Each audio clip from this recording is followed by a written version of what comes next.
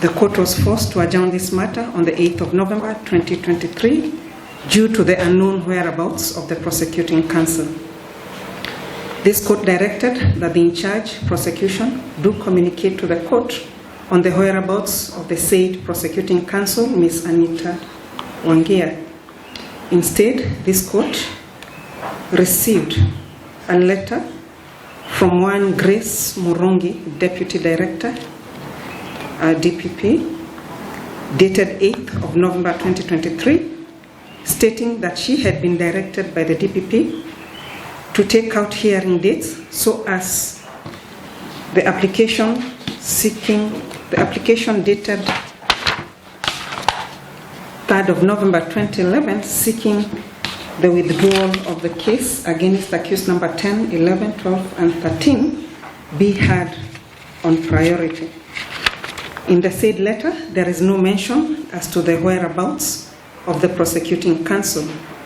In a response thereof to all parties, this court directed that the matter shall proceed to hearing as scheduled on the 9th of November 2023, which is today.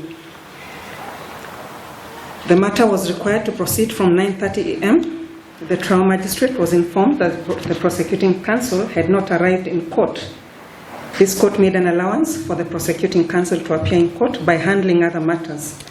And as at 11 a.m., the prosecuting counsel, that is Ms. Wangia, had not appeared in court. There was no counsel to hold the prosecutor's brief to explain her whereabouts.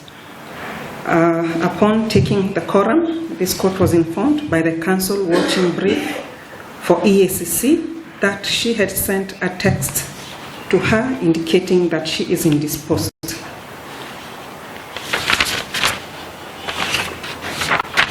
This communication had not come from the DPP. This conduct of the prosecuting counsel smacks of utter contempt of the court and an insult to the dignity and integrity